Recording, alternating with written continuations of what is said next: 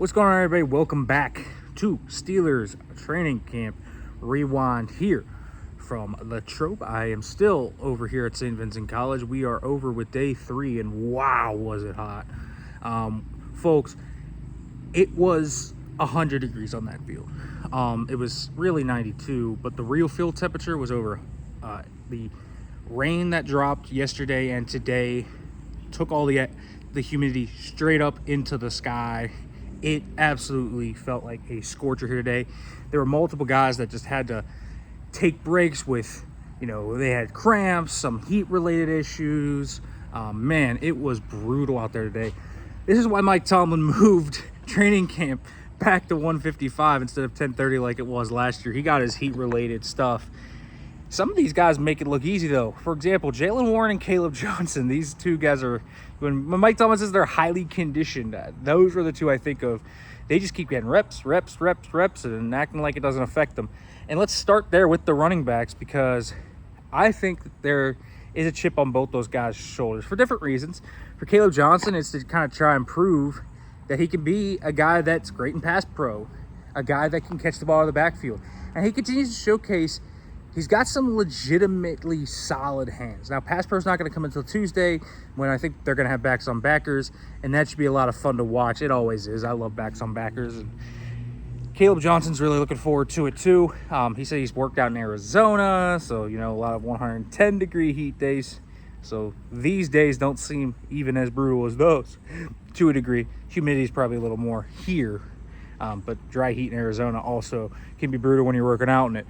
So that's why he's so highly conditioned. Jalen Warren is just an animal, man. What a great pass protector he is. So this running back competition, this camaraderie, and even throw Kenny Gainwell in there, it's really fun. Gainwell's been kind of used as like this pseudo receiver running back. I think it's been fun. I really am intrigued and excited about watching this rookie class in general, because Derek Harmon and Jack Sawyer are having good camps. Sawyer is somebody who I think is just looking comfortable. Doesn't look like a rookie. He's looks savvy. He's won in multiple ways. Beat Troy Fautanu today on a really nice kind of push and pull. Kind of pulled Fautanu down. It was really good. And Fautanu's been good so far. So for Sawyer to get that kind of perked me up. I was like, ooh, because TJ Watt had a vet's day off. Sawyer got a lot more reps and even got some first-team reps and had that really solid rep. He's just been solid, man.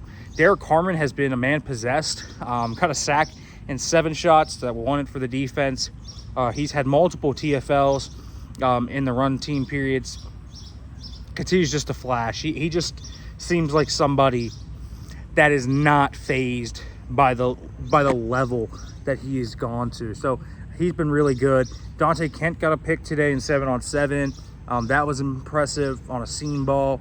Will Howard seems to be getting in. So the rookie class kind of looks fine. Y.A. Black, haven't seen a ton of him. He's a run stopper, so you're not going to see a ton of him, but he has looked fine so far. He had one rip where he just bulldozed straight through Gareth Warren today, which was insane. But we know that Y.A. Black is strong, so not a surprise. Jalen Ramsey got his first pick today, picked off a pass intended for Jonnu Smith from Aaron Rodgers. So that's good to see. Darius Slay had a day off, so we saw more Jalen outside today, and he looked good in man-to-man. Chuck Clark has had a solid first 2 days. He had a really nice PBU downfield on an underthrown ball from Mason Rudolph, looking for Roman Wilson. Wilson could have caught it, but if it was in front of him, it would have been a touchdown. But Clark, good job to come in and swat it out. So a nice play there. The other thing that I thought really stuck out today was kind of the communication on defense. They're loud. They are kind of talking through things. They are emphasizing things. If you don't respond, there's yelling going on. The communication issues that they had last year have definitely spurned something in them to make sure that doesn't happen again. And you could see the motivation leaking through onto the field. That's an important thing for this team. The other thing is, we got some offensive scheme to talk about, because Jonnu Smith was out there today, and I've talked about this. I've been interested to see how they would use Jonnu the whole time. And with him kind of getting in a team, not fully playing a team, but some more, we saw them in 13 and 12 personnel and condensing formations and spreading them out. They were in 13 personnel, the 3 tight end sets, in empty at times. They were condensed sometimes. Sometimes they had DK Metcalf. Sometimes they had Robert Woods out there, depending on what they kind of wanted to do. But they are going to be a team that kind of spreads you out and tries to dictate your personnel to find mismatches. And if you don't match their personnel, they're going to burn you. And I think that's something that they're looking at as well. All right, folks, make sure to like, comment, subscribe, turn the notification bell for more. I will be back tomorrow here from Latrobe.